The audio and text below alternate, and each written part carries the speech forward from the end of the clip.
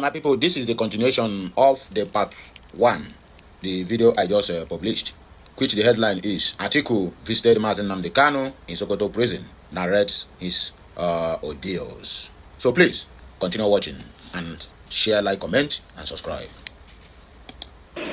So this stage you are saying you have passed, it will destroy, can destroy the entire country. If really you are sincere, come back and contest on us. I say, okay, I don't even have the money because it requires a lot of money. They said they were going to help me, support me financially, and then talk to other persons. That was how I emerged as Nan's president. I have always stood for justice. Then after the whole thing, in DSS custody, they took me to a court, and the case died down like that. It should not die down like that. It should be investigated. It should be investigated. What kind of country are we? Your interest is that the case be investigated. Be investigated. If it's not investigated, I will still continue to accuse Tinubu in my heart that he sent these people. And what you should know is that he's not learning from history. When the late General Sani Abacha was head of state, Al Mustafa and others, according to what people said, and according to what the late professor of criminology said, that they humiliated him. And some journalists also say that even Mohammed Abacha participated in it. What happened to him? When his father died, he was imprisoned. His mother was, Mariam Abacha was running from left to right, begging people. It was out of pity for Mariam Abacha that Mohammed Abacha was released. Sheyi should know. I am telling the world today, I have no doubt in my mind, Sheyi will go to prison. Keep this record. Whether they succeed in killing me or they don't kill me, what is sure is that he will go to prison. Else, the only thing that will save Sheyi from going to prison, there are two things. This matter be investigated and should be compensated, because I have reported him to the highest authority. It is not because they macheted me that I cannot use my hand to write again. I can't write. If I'm writing, you see that you think I just started a boy in primary school. Sometimes when I go to bank to write, and my friends are with me, they say, bring your pen, let's help you to write. I have one of the best handwritings. But because they macheted me here, I can't hold pen very well. So I try to, because this hand is not actually working. This one with ring is not working. I was humiliated in DSS custody by the same person who is very powerful in the country. But what he has forgotten is that the most powerful is God Almighty. And that's why I have reported him to God, and you will see, he will go to prison if this is right.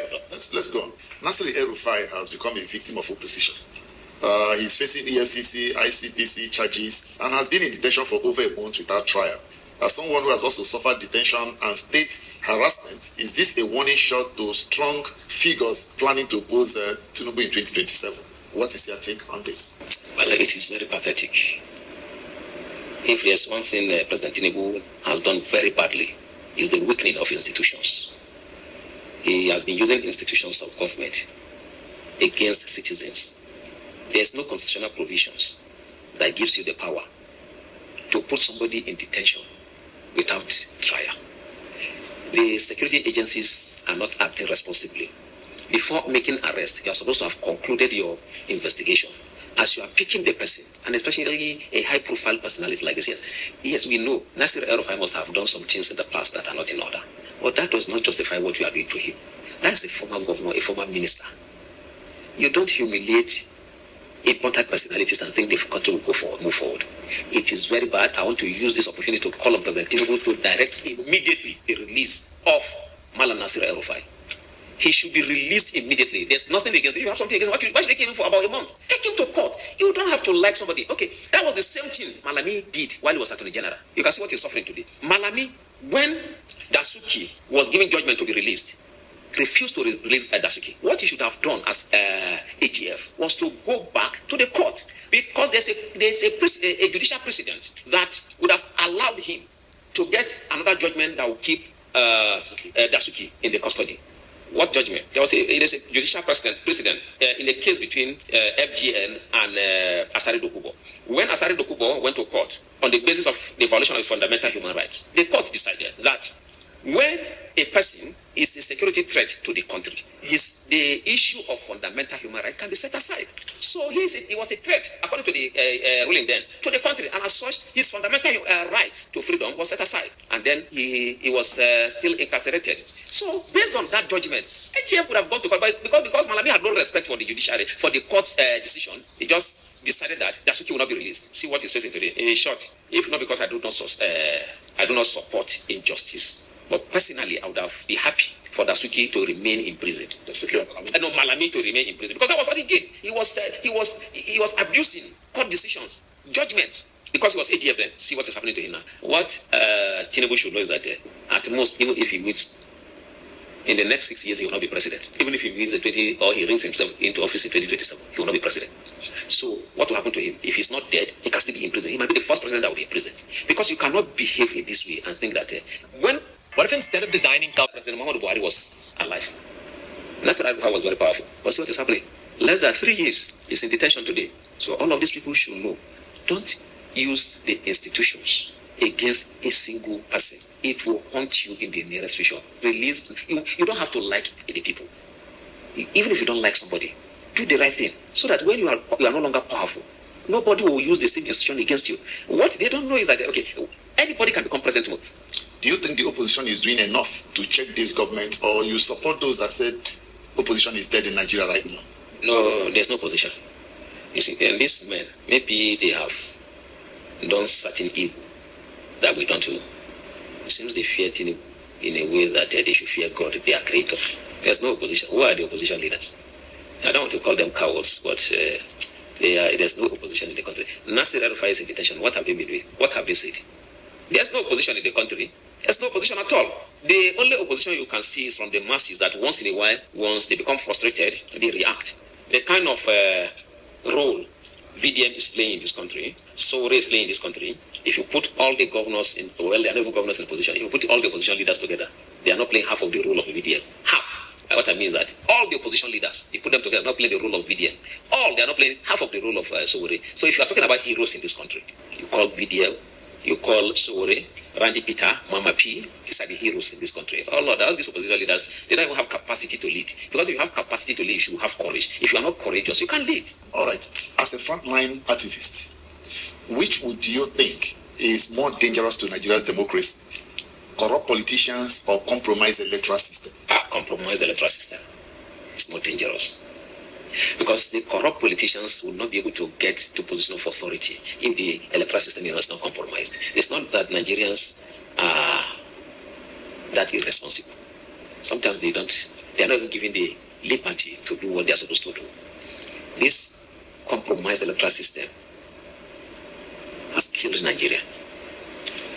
Many people do not even have confidence. And please, let me beg, because some people will say he talks about Nigerian politics or whatever. Just the teachings is what I want you to understand there. Not about the politics of Nigeria. I know you're not interested about it, and I'm not interested about it. Even me, as you're watching, I am watching him. I am listening to him. The guy is an intellect. What I mean intellect, this guy, Atiku Issa, is with a lot of brains. He talks like Nnamdi Kanu. He teaches like Nnamdi Kanu, and he also educates you like Nnamdi Kanu. So please, just remove anything about politics of Nigeria in what he's saying, in what he is teaching, but just enjoy the teaching, let it flow. Because of the first video, and I told us that the second one is coming, which is the part 2. That was why I need to bring this. I know he will talk mostly about Nigerian politics and their governors and whatever. So please, bear with me. All this is to serve you better. Continue listening. In the electoral system, sometimes they stay behind. I'll give you an example. In Kogi State, where I come from, Bikina local government and of local government alone is more than the entire Kogi Central, where the current governor comes from. The number of registered voters the number of accredited voters in Okene as a 2023 governorship election, in the whole of Okene, the number of accredited, not registered voters, was less than 30,000 or so. Was less than 50,000, in the range between 30 to 40,000 or so. The governor was reported by INEC to have secured lawful votes of over 100,000. When the number of accredited voters was between 30 to 40,000, less than 50,000, it was reported by INEC to have scored over 100,000 lawful votes. Also in Adavio, again, over 100,000. We are not talking about registered voters, the number of accredited voters on the day of election. Before the election, the results of the election was filled by the then governor Yahya Bello, was released by some of his aides who were angry that he didn't choose them as governorship candidate. We saw it, and then it was shown to INEC. INEC said they are not going to accept that. That same result, what we heard, that when money is transferred hand, it was said that when the INEC officials, that was what the information, they said, get all this information, and we believe the information is correct, because It is coming from his inner caucus. Those he refused to give governorship ticket that they thought, because he gave to the least qualified among the aspirants. Because you have a pharmacist, Asuku, who was his chief of staff. You have the AG of the state, Accountant General of the state. But you have a boy to the AG, who the current governor was looking for driving work in the office of the AG. So the AG was his own boss. A driver, somebody that wanted to be a driver. Now the overall boss in the state. So when there was a picture I saw yesterday, when Asuku, the then chief of staff, was campaigning to become governor in 2023, the current governor was among the crowd that was cheering him.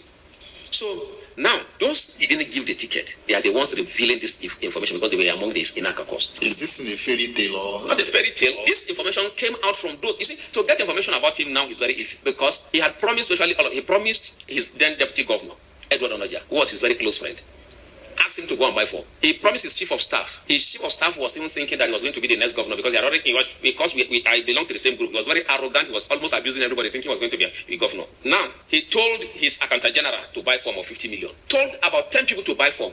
Then bought form for Ahmed Ododo. They didn't know why it was Ahmed Ododo picked. Because he was the least qualified. He is the least exposed. And as you can see, even as governor, he's more or less like it's not more or less, it's just an errand boy. If Yahabelo says to him today, maybe what I feel, because I said then, and there's nothing that has made me, there's nothing available to me now for me to shift my position. That his belief in fetishism is so high that there's nothing he cannot do. So maybe they could have taken blood oath, that's making the governor to be right, because if he tells the governor, because he's still living in government house, a highly placed security expert told me this, that he lives in the same room where he was living as governor.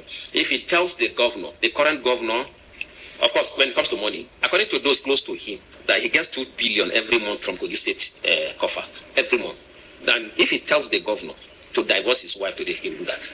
So if it's not blood oath, what will make a man to be behaving like this is not loyalty again. Even your father you should not be loyal to your father to this point where everything is, even God did not say everything your father says. You have to honor and respect your father, but it must not be everything he says. So that is the situation we have found ourselves. Men who have no honor. The majority of the governors in Nigeria have no honor. And what it takes for you to win election in Nigeria is for you to be dishonorable and very irresponsible. The more irresponsible you are, the better your chances of winning election in Nigeria. Watch what happens when you... Do you think Nigeria's democracy is still democracy, or has it quietly shifted into something else? No, it is something else, but we need the correct term to describe it. Because you cannot say it's monarchy, because it is not. You cannot say it's democracy, because it is not. Because one of the most important elements in any democratic governance is election. And what we have in this country now is not election, it's selection. So if in democracy, you don't select, and sometimes I don't know what to say, whether to call it selection or affirmation. Like I was speaking with a journalist, that you have to come back to the country so that we work together and see that the right thing is done. So no, that during the next election, so no, don't call it election. During the next 2027 affirmation. I say, what are those to be affirmed? I say, those in power today, they will be affirmed and they will continue. Let's wrap up this way. What are the feelers from the north as we head into 2027? 2027, I don't know why the Secretary of Justice are not telling President Tinubu the true position of things. In the entire of the northwest and northeast, there's no single state where President Tinubu can secure 20% votes. 20%. Why the places he will secure 15%, close to 20% votes, will be the places where maybe you might get 15 to 20% in Kanu because of people like Barau Jibri, Honorable Ilyasu Musa Konkoso, and Ganduji's influence. Because these men I have called, they are strongly behind him. Others are just waiting to cash out. The entire of the north, apart from Kano, where I have these 3 men, they have a lot of supporters. Honorable Ilyasu Musa Konkoso is a grassroots politician who is a relative of Rabi Musa Konkoso. He has always defeated Konkoso in his village. So he's a very strong person, and he's not very known at the national level because, at the national level, you need to know how to speak English very well. And in Kano, if you speak better English, your electoral value decreases. So it's not good English that they did there. So, but at the national, they pick those who can speak good English. So the best politician for now in Kano is Honorable Ilyasu Musa Konkoso, followed by Barau Jibri, because Barau Jibri has been empowering people and all of those things. And then Ganduji being a former governor. All right. Thank you very much. We have to wrap up here. Thank you very much. Maybe some other times we'll look in. Okay, the message is over, and now down to the comment section. Another message is here. We have over 111 or 112 messages at the comment section. Please drop your reaction below this video. And at Jones said, no more fighting. Release Mazi Nnamdi Kanu and divide Nigeria. Let Oji, Charles, Uzodinma, and Dev will be in jail sooner or later. And that's why they are fighting tooth and nail to stop Biafra and Nnamdi Kanu. Very corrupt and wicked politicians. Now, watching the guy talk. Jim said, even if the Tufumbu releases Nnamdi Kanu, he will still not get votes in the southeast. Abi? Okay, now, till then.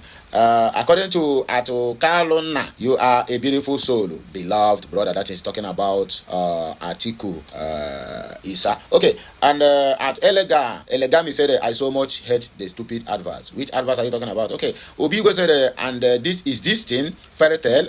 Very funny, my brother. So unbelievable. Anything is possible in Nigeria. Nigerians must rise in 2027 and take over their country. Okay, if there's anyone that has still remain.